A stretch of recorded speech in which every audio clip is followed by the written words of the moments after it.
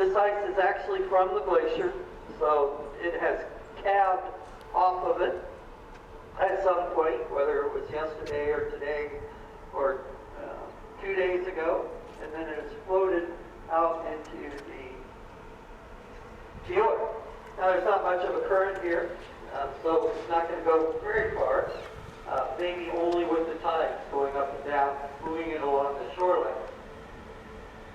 Now ice is classified by size, and it's given a name. The very large islands of ice that we see in Antarctica, Arctic, the big, huge L-O-E, called a flow. Now, smaller than a flow, and about the size is kind of the biggest chunks we have here, these waters. These are called growlers. Growlers, because that's the sound that they used to make as they rubbed up against the hulls of the sailing ships as they came down to these areas. They just kind of growl.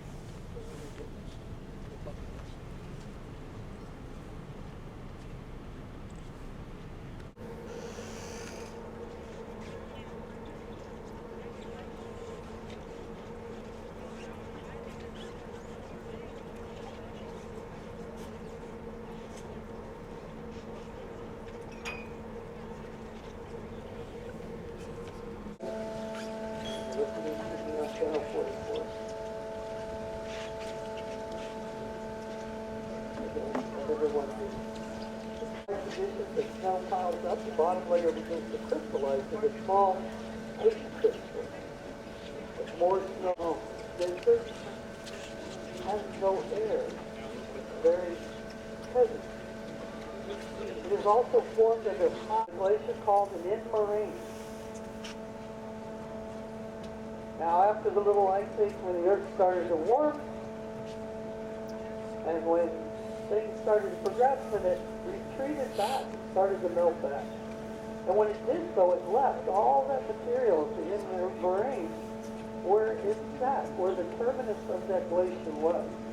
So if you're looking out at our glacier, the Abrujo, and you see those two large islands, which is 300 or 400 years, that's the end moraine. In the middle of it, and you'll see a black line.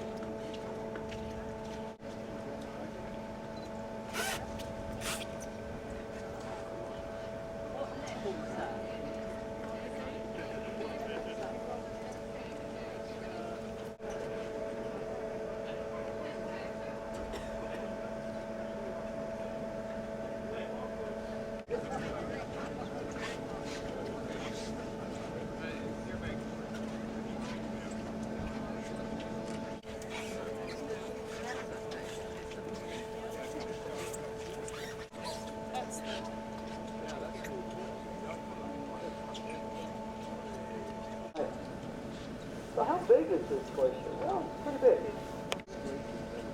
Of all the glaciers on the planet,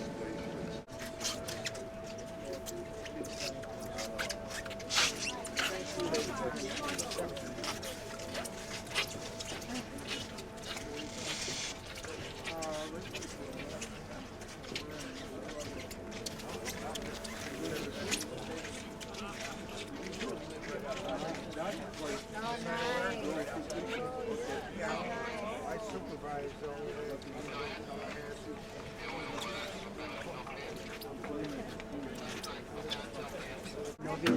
the der war eben nicht so. So klar, ne, so klar, mit den Konturen. Ne?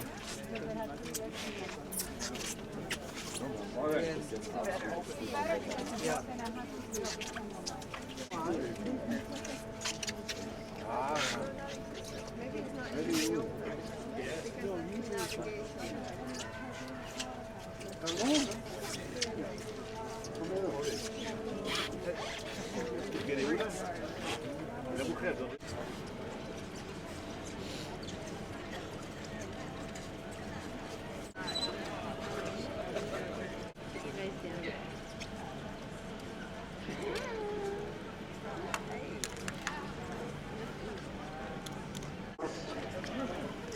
For only probably less than 50 years.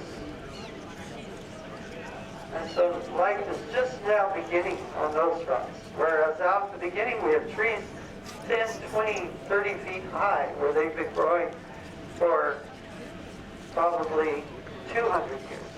So relatively a flash in the pan geologically when you're talking about things in this area. Now this area has been thoroughly explored many times in the past. The first was that of Federico Reichardt in 1913 and 1914.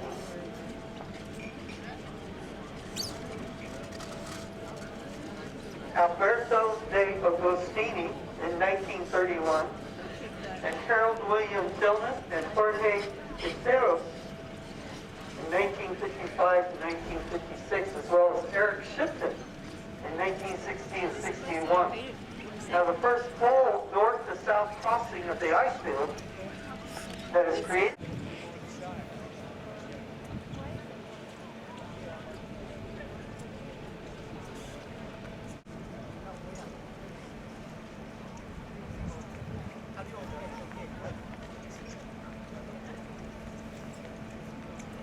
So I'm sure that you've heard the term blue ice. Right? Blue ice. When we look at it in relation to the sun, it's exposed to melting, so it melts and it refreezes and all kinds of things. That's why it's a little bit more white. It has air in it, but it's big. So what happens is when white light goes through the ice, through glacial ice, because there's no air, it refracts at a different rate, so all these colors go down into the ice, and they get absorbed. The only one that's able to come out the opposite side is blue, because it's at its slowest. It fuses that blue. So that's why things look blue. It's because of that. Just like anything. The windows are tinted, so you don't get, actually we're not even looking at the true colors of the area because the windows are tinted. They're dirty. They need to swing court. Will eventually be.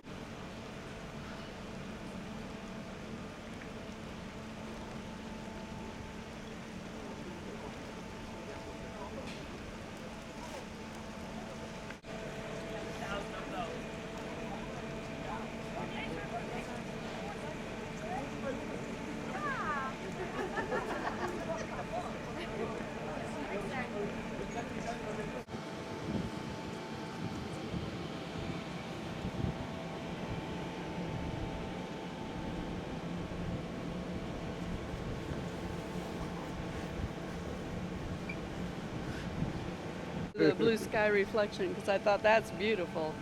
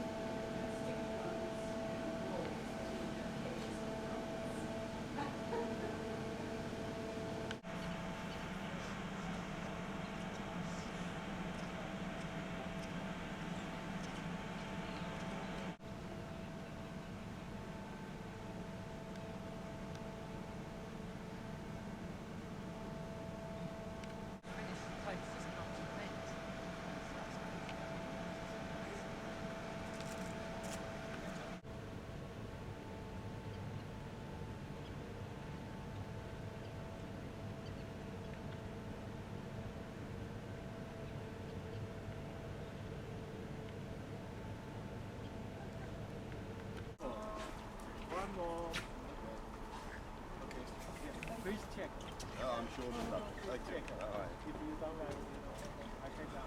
Terrible. Oh, it's lovely.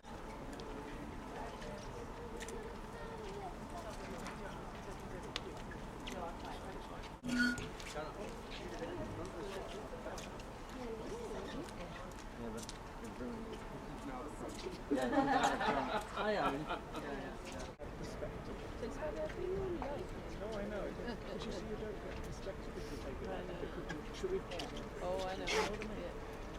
He was talking about Take different ones. I also said never take personal shot straight on. He said like 12 might be a bit right. He said, and also he said cut a person at their elbow.